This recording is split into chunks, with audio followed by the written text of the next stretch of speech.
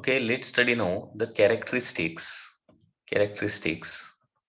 of centrifugal force. Characteristic of the centrifugal force.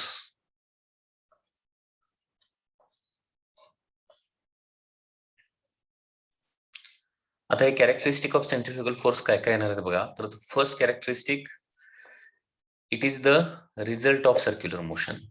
It is result of circular motion. Okay, so centrifugal force is the result of circular motion.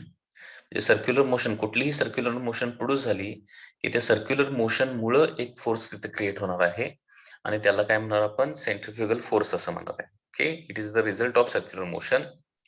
याची direction कशी असते, it is directed away from the centre of circle. Second characteristic is that it is directed away from center of circle.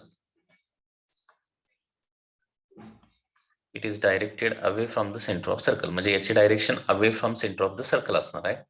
म्हणजे जी radius वेक्टरची direction असणार आहे तीच काय असणार आहे, सेंट्रिफ्युगल फोर्सची डायरेक्शन असणार आहे. Okay, it is equal in magnitude. It is equal in magnitude. It is equal in magnitude but opposite in direction. Opposite in direction. It is equal in magnitude but opposite in direction to centripetal force. To centripetal force. Okay, म्हणजे centripetal force एवढीच याची पण magnitude आहे. Okay, फक्त काय आहे तो opposite, म्हणजे सेंट्रिपेटल फोर्सला अपोजिट डायरेक्शन आहे. Centripetal force towards the centre असतं आणि सेंट्रिफ्युगल फोर्स मात्र काय असतं, अवे फ्रॉम सेंटर असतं.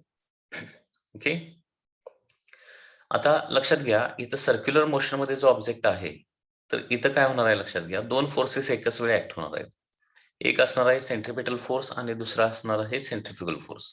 Suppose this is circular motion. Okay, towards act होणारा फोर्स जो असणार आहे तो सेंट्रिपेटल फोर्स असणार आहे आणि अवे फ्रॉम सेंटर ऍक्ट होणारा जो फोर्स असणार आहे that is the centrifugal force. आता हे दोन्ही फोर्सेस इक्वल इन मॅग्निट्यूड आणि अपोजिट इन डायरेक्शन आहेत. Okay, so these two forces are equal in magnitude and opposite in direction.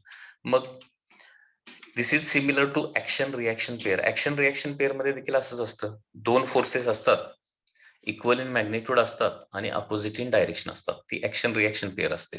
तर इथं सेंट्रिपेटल फोर्स आणि centrifugal force action reaction pair form करतात का, तर ते ऍक्शन रिएक्शन पेअर फॉर्म करत नाहीत आणि एकमेकाला कॅन्सल देखील करत नाहीत. लक्षात घ्या. ओके, तर हे महत्वाचं कॅरेक्टरिस्टिक आहे, centripetal and centrifugal force. Centripetal and centrifugal force don't form action reaction pair. Okay, centripetal and centrifugal force don't form action reaction pair and don't cancel each other. Don't cancel each other. Okay, म्हणजे याच्यावर MCQ असा पण विचारला जाऊ शकतो, एक body, suppose MCQ असाला, एक body circular motion मध्ये आहे, त्याच्यावर दोन फोर्सेस ऍक्ट व्हायलेत. One force is acting that is M omega square R toward centre, that is centripetal force, and another force is acting that is result of circular motion that is also M omega square R away from the centre. तर बॉडीवरचा resultant force किती, तर काही student काय करतात, resultant force बॉडीवरचा 0 म्हणून सांगतात. तर याचं करेक्ट आन्सर येणार आहे, resultant force on the body is M omega square R toward centre. हे त्याचा करेक्ट आन्सर येणार आहे. लक्षात आलं का मी काय सांगितलं, करेक्ट आन्सर येणार आहे m omega square R toward centre. हे लक्षात घ्या. इथं पाहिजे तर नोट लिहितो. In circular motion, resultant force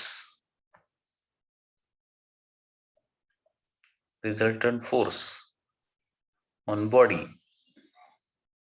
is centripetal force.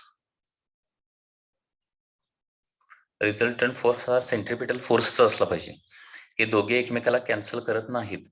हे दोघांनी एकमेकाला कॅन्सल केलं आणि बॉडीवरचा रिझल्टंट फोर्स जर 0 झाला तर बॉडीची चेंज इन डायरेक्शन होणारच नाही. बॉडी सरळ निघून जाणार आहे. लक्षात घ्या.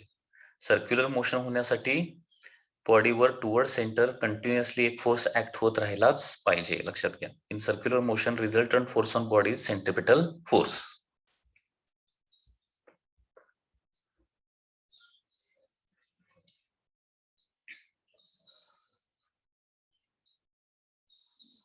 Okay, so this is the fourth characteristic.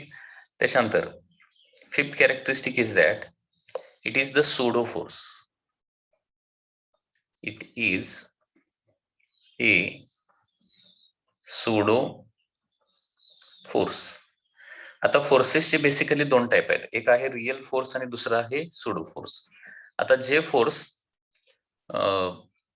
म्हणजे बेसिक फोर्सेस इन नेचरच्या कॅटेगरीमध्ये येतात, जे फोर्सेस बेसिक फोर्सेस ऑफ नेचरच्या कॅटेगरीमध्ये येतात किंवा जे फोर्सेस दोन बॉडीच्या इंटरॅक्शन मुळे तयार होतात, दोन बॉडीच्या इंटरॅक्शन मुळे तयार होतात, त्याला काय म्हणतो आपण रिअल फोर्स असं म्हणतो. म्हणजे उदाहरणार्थ ग्रॅव्हिटेशनल फोर्स हा रिअल फोर्स आहे, इलेक्ट्रोमॅग्नेटिक फोर्स हा रिअल फोर्स आहे, फ्रिक्शन हा रिअल फोर्स आहे, टेन्शन हा रिअल फोर्स आहे, नॉर्मल रिएक्शन हा रिअल फोर्स आहे. कारण हे दोन बॉडीच्या इंटरॅक्शन मुळे तयार होणारे फोर्सेस आहेत. म्हणजे लक्षात घ्या, पुन्हा एकदा सांगतोय, रिअल फोर्स म्हणजे काय? दोन बॉडीच्या इंटरॅक्शन मुळे तयार होणारे जे फोर्सेस आहेत त्याला रिअल फोर्स असं म्हणतो. म्हणजे रिअल फोर्स कधी तयार होतो? दोन बॉडीज असतील तर, आणि ते एकमेकाशी इंटरॅक्ट करत असतील तर. ओके. आणि दोन बॉडीच्या इंटरॅक्शन मुळे म्हणजे जिथं दोन बॉडीचं इंटरॅक्शन न होता फोर्स तयार होतो, दोन बॉडीचं इंटरॅक्शन न होता फोर्स तयार होतो, त्याला काय म्हणायचं? सुडो फोर्स असं म्हणायचं. किंवा the force which is due to unknown interaction, the force which is due to unknown interaction is called as pseudo force. Okay. म्हणजे जे फोर्सेस इंटरॅक्शन तयार होत नाहीत, दोन बॉडीच्या इंटरॅक्शन तयार होत नाही, ओके, त्याला काय म्हणायचं? Pseudo force. आता सेंट्रिफ्युगल फोर्स मध्ये फक्त एकच बॉडी आहे, त्याच्यावर कुठलंही दुसऱ्या बॉडी बरोबर इंटरॅक्शन होत नाही, आणि therefore it is a pseudo force. Okay. हे लॉज ऑफ मोशन मध्ये तुम्हाला बेसिकली अगदी व्यवस्थित स्टडी करायला मिळेल की रिअल फोर्सेस म्हणजे एक्झॅक्टली काय असतं आणि सुडो फोर्सेस म्हणजे एक्झॅक्टली काय असतं. आता एवढंच लक्षात ठेवा की दोन बॉडीच्या इंटरॅक्शन मुळे तयार होणारे जे फोर्सेस आहेत त्यांना आपण रिअल फोर्स असं म्हणतो. तर सेंट्रिपेटल फोर्स हा रिअल फोर्स आहे. आणि the force which is produced due to unknown interactions. Okay. जे फोर्सेस अननोन इंटरॅक्शन मुळे तयार होतात किंवा दोन बॉडीच्या इंटरॅक्शन मुळे तयार होत नाही, त्याला काय म्हणायचं? सुडो फोर्स असं म्हणायचं. ओके. तर सेंट्रिफ्युगल फोर्स हा सुडो फोर्स आहे. आता हा सुडो फोर्स किंवा सेंट्रिफ्युगल फोर्स आहे तो कशामध्ये प्रोड्यूस होतो? It is produced in only accelerated frame of reference. Accelerated frame of reference. Okay. पुन्हा एकदा लॉज ऑफ मोशन मध्ये तुम्हाला different types of frame of reference बघायला मिळतील. तर सुडो फोर्स हा फक्त ऍक्सेलरेटेड फ्रेम ऑफ रेफरन्स मध्ये असतो. सर्क्युलर मोशन ही कसली फ्रेम ऑफ रेफरन्स आहे? म्हणजे इथं लक्षात घ्या, इथं आणखी एक नोट. सर्क्युलर मोशन ही कसली फ्रेम ऑफ रेफरन्स आहे? ऍक्सेलरेटेड की non accelerated frame of reference? तर त्याचं करेक्ट आन्सर काय येणार आहे? सर्क्युलर मोशन ही ऍक्सेलरेटेड फ्रेम ऑफ रेफरन्स आहे. आणि ऍक्सेलरेटेड फ्रेम ऑफ रेफरन्स मुळे इथं सुडो फोर्स तयार होतो, आणि तो सुडो फोर्स म्हणजे काय असतो? सेंट्रिफ्युगल फोर्स असतो. म्हणजे सेंट्रिफ्युगल फोर्स हा फक्त ऍक्सेलरेटेड फ्रेम ऑफ रेफरन्स मध्ये तयार होतो. ओके. नोट बघा, सर्क्युलर मोशन इज ऍक्सेलरेटेड. ऍक्सेलरेटेड म्हणजेच काय? ऍक्सेलरेटेड or non-inertial circular motion is accelerated or non-inertial frame of reference. Okay, circular motion is accelerated or non-inertial frame of reference. Okay, it is produced in accelerated frame of reference only.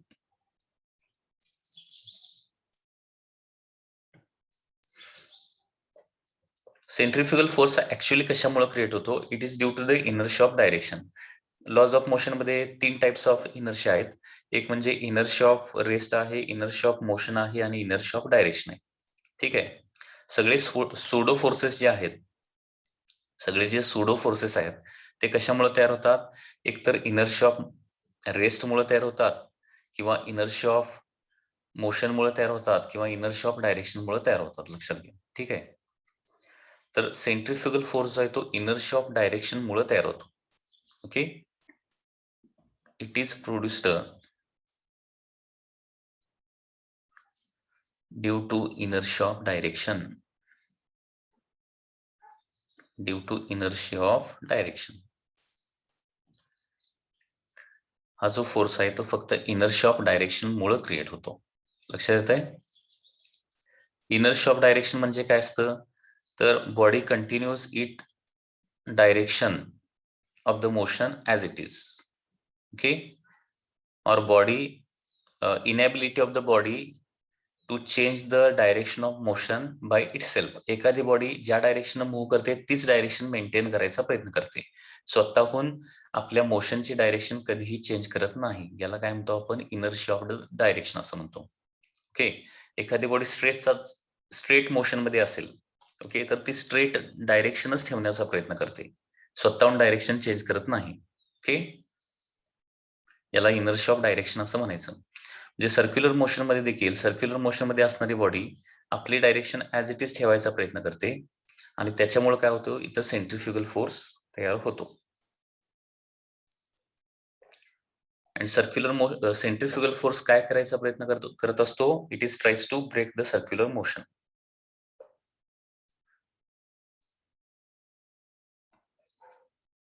It always tries to make the body, it always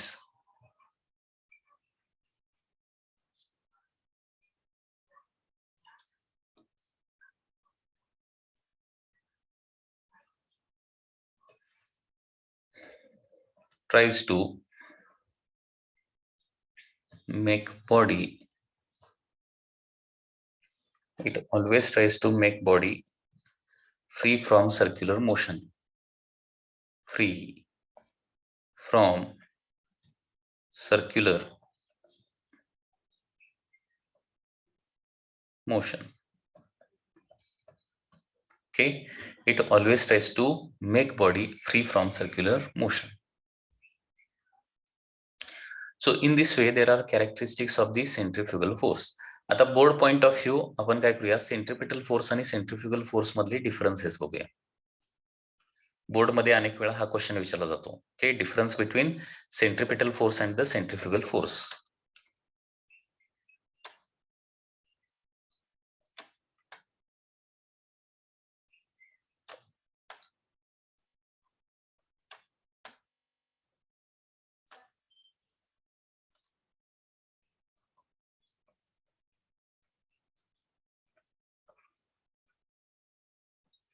difference between centripetal and centrifugal force, हा difference जरासा आपण बघूया.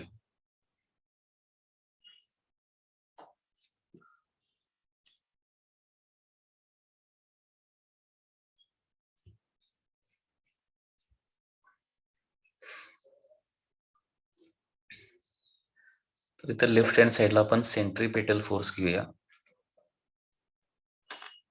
Centripetal force आणि इकडे घेणार आहे centrifugal force. Centripetal force, centrifugal force. First point of difference. Centripetal force is the cause of circular motion. Okay, it is cause of circular motion. Centripetal force मुळे circular motion तयार होते आणि circular motion मुळे okay circular motion मुळे centrifugal force तयार होतो. So it is result of circular motion. It is result of circular motion. ठीक आहे. त्याच्यानंतर second characteristic, it is directed. Second difference, it is directed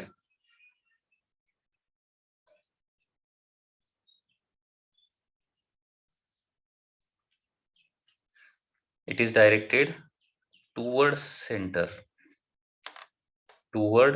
center of circular motion. It is directed towards center of circular motion. आणि इथं काय येणार बघा, it is directed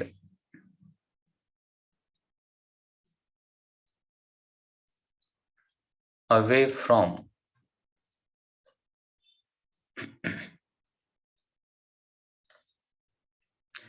center of circular motion. It is directed away from center of circular motion. Okay. त्याच्यानंतर third characteristic काय येणार बघा,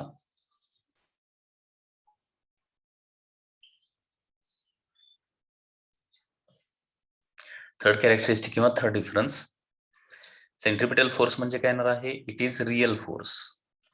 it is real force. आणि इकडे काय येणार आहे, it is a pseudo force.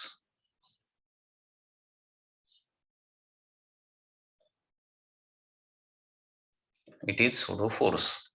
It is a real force, it is a pseudo force.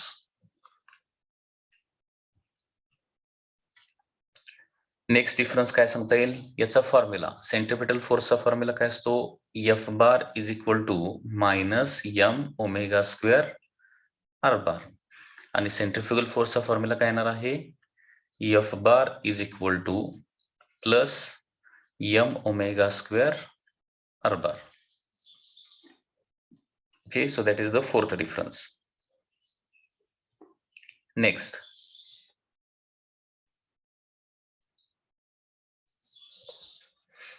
centripetal force are real force hai, so it appears in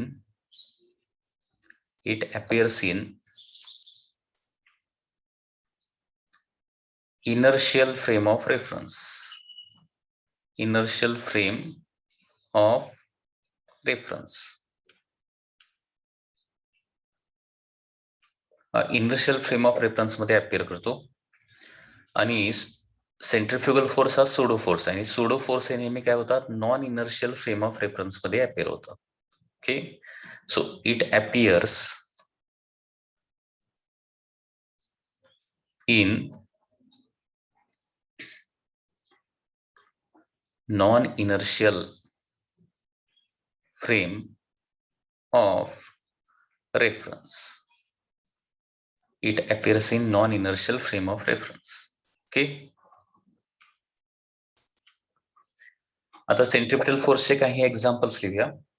याचे example काय येणार आहेत, तर व्हेन व्हेइकलचे एक्झाम्पल लिहूया. When vehicle is taking turn, when vehicle is taking turn,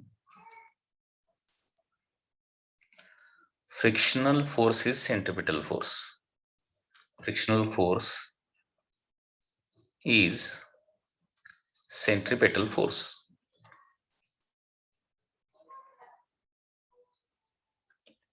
When vehicle is taking turn, frictional force is the centripetal force. And when vehicle taking turn, when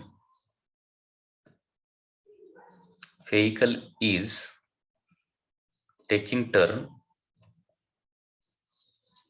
when vehicle is taking turn, passengers are pushed outward, na? Passengers are pushed outward म्हणजे ज्यावेळी vehicle turn घेत असते त्यावेळी आतमधले passenger जे आहे ते एका बाजूला ढकलले जातात.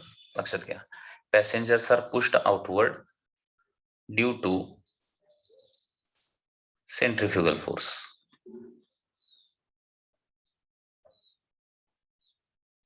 Due to centrifugal force. Okay, तर या पद्धतीने सेंट्रिपिटल आणि सेंट्रिफ्युगल फोर्स मधले डिफरन्सेस आहेत. हे बोर्ड एक्झाम मध्ये अनेक वेळेला 2 मार्क्सला क्वेश्चन हा विचारला जातो. ओके, तर 2 मार्क्सला विचारल्यानंतर मिनिमम 4 डिफरन्सेस तुम्हाला इथं लिहावे लागणार आहेत.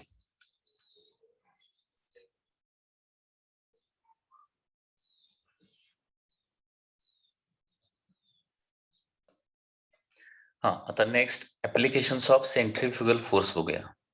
Applications of centrifugal force.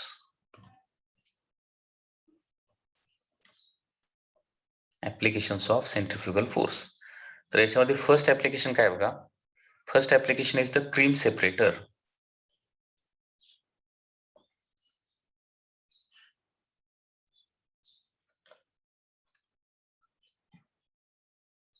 Cream separator is the first application. म्हणजे फॉर एक्झाम्पल मिल्क मधून आपल्याला क्रीम जर सेपरेट करायची असेल तर त्याच्यासाठी आपण काय करू शकतो, सेंट्रिफ्युगल फोर्स यूज करू शकतो. म्हणजे फॉर एक्झाम्पल कसं सेपरेट होणार आहे, तर फॉर एक्झाम्पल या टाईपच्या वेसेलमध्ये सपोज आपण मिल्क भरलं आणि हे मिल्क जे आहे ते हाय व्हेलॉसिटीनं एका सर्टन ऍक्सिस भोवती रिव्हॉल्व केलं तर काय होणार आहे. आता मिल्क हे मिक्सचर आहे, लक्षात येत आहे. मिल्क इज अ मिक्सचर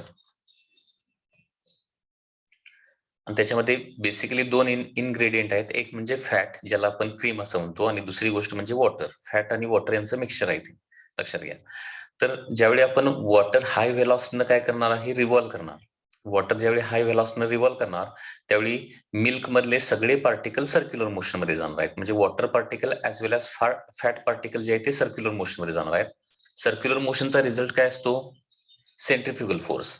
आता सपोज इथं 2 पार्टिकल आहेत. Okay, so this is the water particle and this is the fat particle किंवा क्रीम पार्टिकल, लक्षात घ्या. तर याच्यामध्ये सेंट्रिफ्युगल फोर्सचा फॉर्म्युला माहिती आहे तुम्हाला, that is M omega square into R. आता ओमेगा काय असणार आहे, वॉटर पार्टिकलचं जेवढं ओमेगा असणार आहे तेवढंच फॅट पार्टिकलचं ओमेगा असणार आहे. दोघांची रेडियस पण अप्रॉक्सिमेटली सेमच असणार आहे, परंतु मास मात्र, कारण डेन्सिटी जी आहे ती वॉटर पार्टिकलची काय असते, जास्त असते. Density of water is more, density of cream particle is less. आणि त्याच्यामुळे काय होणार आहे, मास कोणाचं जास्त असतं, वॉटरच्या पार्टिकलचं मास जास्त असतं आणि क्रीम पार्टिकलचं मास काय असतं, कमी असतं. आता ज्याचं मास कमी त्याच्यावर फोर्स, सेंट्रिफ्युगल फोर्स कमी, आणि ज्याचं मास जास्त त्याच्यावर सेंट्रिफ्युगल फोर्स जास्त क्रिएट होणार आहे. म्हणजे वॉटर पार्टिकलवर जास्त सेंट्रिफ्युगल फोर्स क्रिएट होतो, त्या मानानं क्रीम पार्टिकलवर काय होणार आहे, कमी सेंट्रिफ्युगल फोर्स क्रिएट होतो. आणि त्याच्यामुळे काय होणार आहे, सगळे क्रीम पार्टिकल जे आहेत त्या वॉटर म्हणजे मिल्कच्या सरफेसला येऊन सगळे थांबणार आहेत. तर सगळे वॉटर पार्टिकल जे आहेत ते काय होणार आहेत, बॉटमला जाणार आहेत. म्हणजे वॉटर पार्टिकल आणि क्रीम पार्टिकल यांच्यावर डिफरंट सेंट्रिफ्युगल फोर्स ऍक्ट होतो. वॉटर पार्टिकलवर जास्त सेंट्रिफ्युगल फोर्स ऍक्ट होतो आणि क्रीम पार्टिकलवर कमी सेंट्रिफ्युगल फोर्स ऍक्ट होतो. आणि त्याच्यामुळे वॉटर पार्टिकल जे आहेत ते काय होतात, बॉटमला जाऊन बसतात. तर फॅट पार्टिकल जे आहेत ते मात्र काय होतात, बॉटमला जाऊन बसत नाही, तर त्या मिल्कच्या सरफेसला येऊन काय होतात, अक्युम्युलेट होतात. आणि अशा प्रकारे water is separated from the और cream is separated from the milk. आणि अशा प्रकारे क्रीम सेपरेट करण्यासाठी, okay, cream is separated from the milk, cream separate करण्यासाठी आपण काय करतो, सेंट्रिफ्युगल फोर्स वापरू शकतो. म्हणजे थोडक्यात वॉटर आणि क्रीम सेपरेट करायचं असेल, ओके, मिल्क मधली क्रीम सेपरेट करायची असेल तर तुम्हाला काय करावं लागेल, वॉटरला हाय व्हेलॉसिटीनं सर्क्युलर मोशन मध्ये फिरवावं लागणार आहे. Okay, so cream separator is the first application of the centrifugal force. Second is the dryer of the washing machine. Okay, dryer of the washing machine.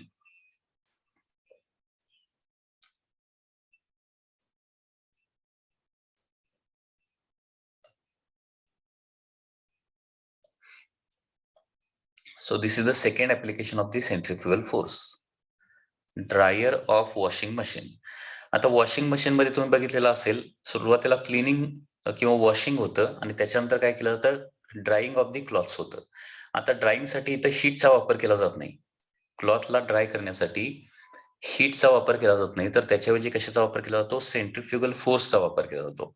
तुम्ही बघितलेलं असेल की वॉशिंग मशीन मध्ये अशा प्रकारे एक ड्रम असतो. There is a drum like this. Okay. आणि या ड्रमला काय असतात, असे छोटे छोटे परफॉरेशन्स म्हणजे होल्स असतात. आणि याच्या आतमध्ये काय असणार आहे, क्लॉथ असणार आहे. आता हा जो ड्रम आहे तो काय केला जातो, व्हेरी हाय व्हेलॉसिटीने रोटेट केला जातो. हाय व्हेलॉसिटीने रोटेट केल्यामुळे काय होणार आहे, cloth will perform circular motion. Cloth circular motion perform केलं की क्लॉथ मधल्या सगळ्या पार्टिकलला, म्हणजे त्याच्यामध्ये असणाऱ्या वॉटर पार्टिकलवर देखील काय होणार आहे, सेंट्रिफ्युगल फोर्स ऍक्ट होणार आहे. सेंट्रिफ्युगल फोर्सची डायरेक्शन कशी असते, away from the centre of circular motion. आता या सेंट्रिफ्युगल फोर्समुळे क्लॉथ मधले वॉटर पार्टिकल जे आहेत ते काय केले जातात, या होल्स मधून, या परफॉरेशन्स मधून बाहेर फेकलं जातं वॉटर लाईक दिस. म्हणजे क्लॉथ मधलं जे वॉटर आहे ते बाहेर काढण्याचं जे काम आहे ते कोण करतं, सेंट्रिफ्युगल फोर्स करतो. लक्षात आलं का बघा. तर वॉशिंग मशीन मध्ये अशा प्रकारे एक सिलेंड्रिकल वेसेल असणार आहे, त्याला छोटे छोटे होल्स असणार आहेत. या सिलेंड्रिकल वेसेलच्या आत जे क्लॉथ तुम्हाला ड्राय करायचे ते क्लॉथ टाकले जातात. हे हाय वेलॉसिटीने फिरवलं जातं. हाय वेलॉसिटीने फिरवल्यामुळे क्लॉथ सर्क्युलर मोशन परफॉर्म करतात. क्लॉथ मधल्या सगळ्या पार्टिकलवर सेंट्रिफ्युगल फोर्स ऍक्ट होतो. आता वॉटर पार्टिकलवर सेंट्रिफ्युगल फोर्स ऍक्ट झाला की हे वॉटर पार्टिकल जे आहेत ते काय होतात, या परफॉरेशन्स मधून बाहेर येतात आणि क्लॉथ मधलं वॉटर पूर्णपणे निघून जातं किंवा पूर्ण कमी होतं. आणि अशा प्रकारे काय होतं, वॉशिंग मशीन मध्ये ड्रायिंग प्रोसेस होते. Okay. So this is the dryer of washing machine. Third application आहे, that is governor of diesel engine. Governor of diesel engine. आता गव्हर्नरच्या कन्स्ट्रक्शन आणि वर्किंग मध्ये आपण काय जास्त जाणार नाही. ओके. तो खूप मोठा पार्ट आहे, out of scope of syllabus आहे. एवढंच आपण लक्षात ठेवायचं आहे की गव्हर्नर हे असं एक छोटस इन्स्ट्रुमेंट असतं की जे काय करतं, इंजिनला according to load fuel supply करायचं काम करतं. आणि हे गव्हर्नर जो आहे तो सेंट्रिफ्युगल फोर्सवर वर्क करतो. ओके. म्हणजे डिझेल इंजिनवर जास्त लोड आला तर जास्त फ्युएल सप्लाय व्हायला पाहिजे, आणि डिझेल इंजिनवरचा लोड कमी झाला तर ऑटोमॅटिकली त्याचा फ्युएल सप्लाय म्हणजे डिझेलचा सप्लाय जो आहे तर काय झाला पाहिजे, कमी झाला पाहिजे. ओके. तर ऑटोमॅटिक फ्युएल कमी जास्त करायचं जे काम आहे, ओके, इंजिनला फ्युएल सप्लाय कमी जास्त करायचं जे काम आहे ते कोण करतं, गव्हर्नर करतं. लक्षात घ्या. गव्हर्नर काय करतो, डिझेल इंजिनला होणारा जो फ्युएल सप्लाय आहे अकॉर्डिंग टू लोड कंडिशन्स कमी किंवा जास्त करायचं काम करत असतो. एवढं लक्षात ठेवा. आणि हे फ्युएल सप्लाय कमी किंवा जास्त करायचं जे फंक्शन आहे ते कुणामुळे होत आहे, सेंट्रिफ्युगल फोर्समुळे. सो सेंट्रिफ्युगल फोर्सचा वापर करून हा गव्हर्नर काय करतो, वर्क करतो, जेणेकरून इंजिन स्पीड काय राहतं, कॉन्स्टंट राहतं. ओके. हा गव्हर्नर जर नसेल तर लोड आल्यावर काय होणार आहे, इंजिन स्पीड कमी कमी होत जाणार आणि इंजिन बंद पडण्याची शक्यता असते. आणि इंजिनवरचा लोड जर कमी झाला तर इंजिन स्पीड खूप वाढण्याची शक्यता असते. तर इंजिन स्पीड कॉन्स्टंट मेंटेन करण्यासाठी, इंजिनचं स्पीड, डिझेल इंजिनचं स्पीड कॉन्स्टंट मेंटेन करण्यासाठी जास्त लोड आला तर जास्त फ्युएल सप्लाय करायला पाहिजे, कमी लोड आला तर काय करायला पाहिजे, फ्युएल सप्लाय कमी करायला पाहिजे. तर हे कमी जास्त फ्युएल सप्लाय कमी जास्त करायचं जे काम आहे ते कोण करतं, गव्हर्नर करतं. And it works on the principle of the centrifugal force. Okay. After that, centrifugal machine. Next application, centrifugal machine.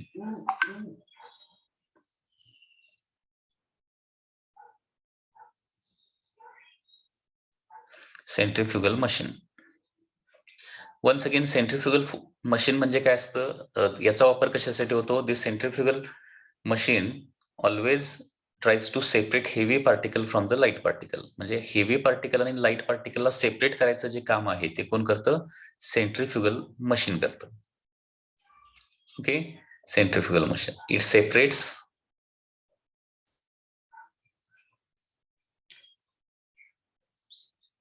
heavy particle from light particle.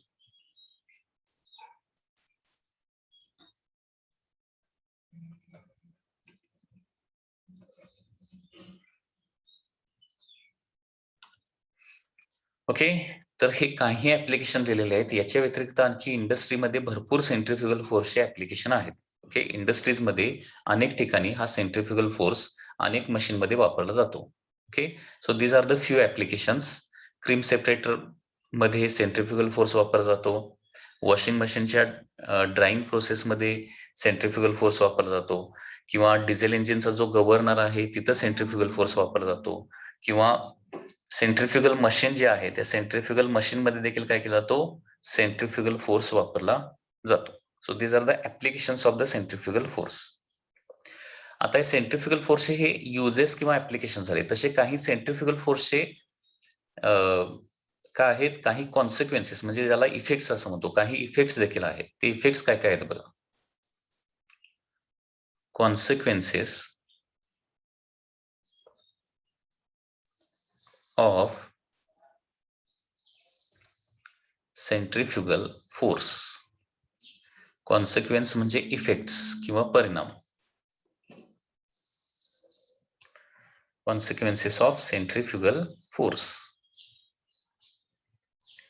हे कॉन्सिक्वेन्सेस काय येणार बघा. First consequence,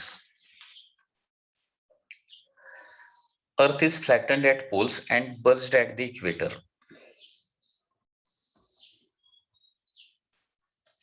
earth is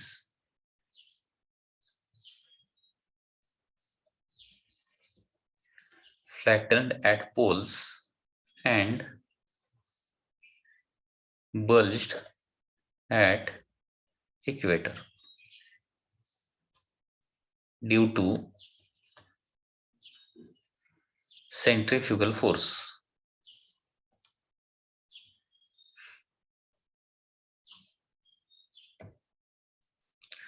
okay, अर्थ exactly spherical नाहीये, लक्षात घ्या. Earth is not exactly spherical. तर काय झालेलं आहे, अर्थच्या रोटेशनल मोशनमुळे, अर्थ रोटेशनल मोशन मध्ये स्वतःच्या ऍक्सिस भोवती रोटेट होते, आणि या रोटेशनल मोशनमुळे काय झालेलं आहे, सेंट्रिफ्युगल फोर्स क्रिएट होतो. रोटेशनल मोशन किंवा सर्क्युलर मोशनमुळे सेंट्रिफ्युगल फोर्स क्रिएट होणार, आणि या सेंट्रिफ्युगल फोर्समुळे काय झालेलं आहे, इक्वेटरच्या साईडला काय झालेलं आहे, थोडंसं बल्जिंग झालेलं आहे. ओके, इक्वेटरला बल्जिंग झालेलं आहे, आणि पोलच्या ठिकाणी थोडंसं काय झालेलं आहे, फ्लॅटनिंग झालेलं आहे. म्हणजे पोलच्या ठिकाणी काय झालेले आहे, अर्थ जे आहे ते आत ओढले गेलेले आहे दोन्ही साईडनं, आणि इक्वेटरच्या ठिकाणी काय केलेली आहे, ती बाहेर थोडीशी फुगलेली आहे. ओके, आणि हे कशामुळे झालंय, this happens due to the centrifugal force. Okay, तर हे लक्षात आलं का बघा. अर्थ जी आहे ती एक्झॅक्टली स्पेरिकल नाहीये, तर ती काय झालेलं आहे, इक्वेटरच्या ठिकाणी बल्जिंग झालेलं आहे, बाहेर गेलेली आहे, आणि पोलच्या ठिकाणी आत ओढली गेलेली आहे. आणि त्याच्यामुळे अर्थची रेडियस, इक्वेटरला असणारी रेडियस तुम्ही जर बघितली आणि पोलला असणारी जर रेडियस बघितली, रेडियस ऑफ द पोल, तर या दोन्ही सेम येत नाहीत. Okay, radius at the equator is more than radius at the pole आहे, लक्षात घ्या. आणि हा रेडियसचा डिफरन्स जो आहे तो 21 किलोमीटरचा डिफरन्स आहे. 21 किलोमीटरचा difference. Okay, so radius at the equator is more than radius at the pole, and radius at the equator and radius at the पोलचा डिफरन्स जो आहे तो कितीचा आहे, 21 किलोमीटरचा आहे. Okay, so this is the first consequence of the centrifugal force.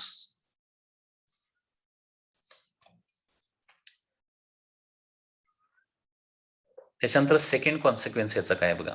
Second,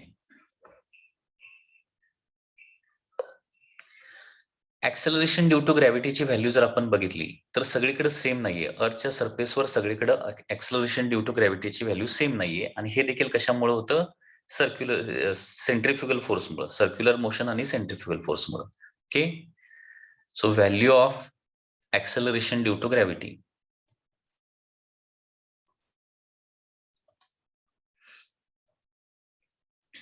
value of acceleration due to gravity is not same at all places on surface of earth. Value of acceleration due to gravity is not same at all the places on surface of earth. म्हणजे बघा आता काय होणार.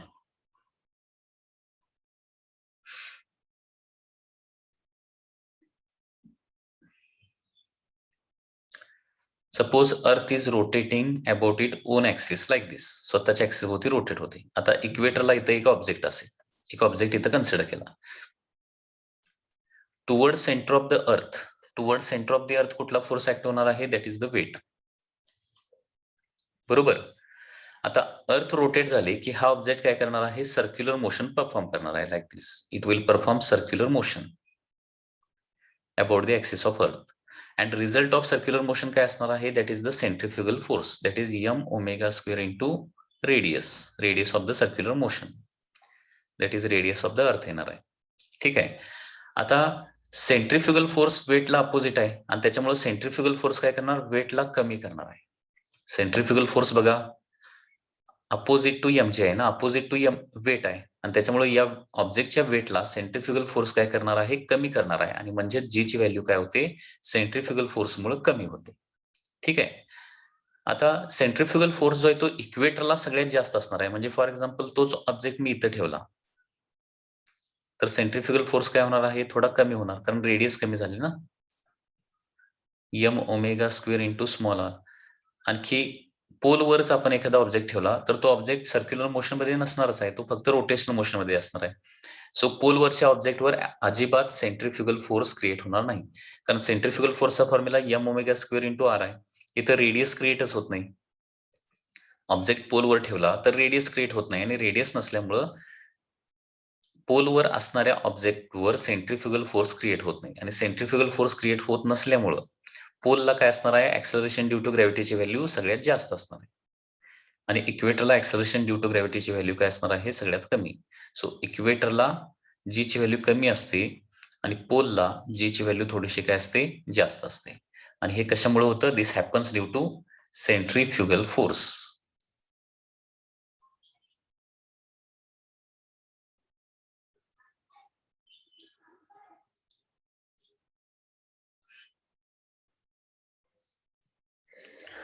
म्हणजे हे लक्षात आलं का? बघा, जी ची व्हॅल्यू जी आहे ऍक्सलरेशन ड्यू टू ग्रॅव्हिटीची व्हॅल्यू सगळ्या प्लेसेसला सेम नाहीये, ती डिफरंट ऍट डिफरंट प्लेस आहे. म्हणजे इक्वेटरला जी ची व्हॅल्यू सगळ्यात कमी आहे आणि पोलला जी ची व्हॅल्यू सगळ्यात जास्त आहे. आणि हे कशामुळे होतं? This happens due to centrifugal force. कारण सेंट्रिफ्युगल फोर्स हा काय करतो? वेटला कमी करतो, म्हणजे जी ला कमी करतो. जिथं सेंट्रिफ्युगल फोर्स जास्त तिथं जी ची व्हॅल्यू कमी असणार आहे आणि जिथं सेंट्रिफ्युगल फोर्स कमी किंवा झिरो तिथं जी ची व्हॅल्यू काय असणार आहे? जास्त येणार आहे. लक्षात येत आहे? आणि सेंट्रिफ्युगल फोर्स अर्थच्या सरफेसवर कमी जास्त का होतो? कारण ऑब्जेक्ट इक्वेटरला ठेवला तर सर्क्युलर मोशनची रेडियस सगळ्यात जास्त असणार आहे. इक्वेटर पासून पोलकडे निघालो तर सर्क्युलर मोशनची रेडियस काय होणार आहे? कमी कमी कमी कमी होत जाणार आणि पोलला सर्क्युलर मोशनची रेडियस पूर्णपणे झिरो होते पोलला गेल्यावर. आणि त्याच्यामुळे पोलला असणाऱ्या ऑब्जेक्टवर सेंट्रिफ्युगल फोर्स तयार होत नाही. ओके. म्हणजे सगळ्यात जास्त वेट कुठं भरणार आहे ऑब्जेक्टचं? पोलच्या ठिकाणी, कारण सेंट्रिफ्युगल फोर्सच नसतो आणि इक्वेटरच्या ठिकाणी सेंट्रिफ्युगल फोर्स सगळ्यात जास्त असतो आणि त्याच्यामुळे सगळ्यात वेट काय होणार आहे? कमी होणार आहे इक्वेटरला. ठीक आहे. याच्यानंतर third consequence of this centrifugal force. तिसरा कॉन्सिक्वेन्स काय असणार आहे बघा. If two trains x and Y, two trains X and Y moving in east-west direction.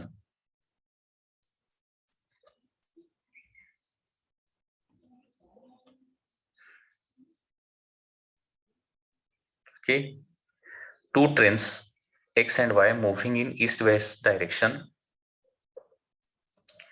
in opposite directions. दोन ट्रेन आहेत, ईस्ट वेस्ट डायरेक्शन निघालेत आणि अपोजिट डायरेक्शन निघालेत. Okay. exert different weight, exert different weight on track. Track किंवा रेल्वेचा जो track असणार आहे त्याच्यावर डिफरंट वेट एक्झर्ट करतात. बघा याचं एक्सप्लेनेशन कसं आहे.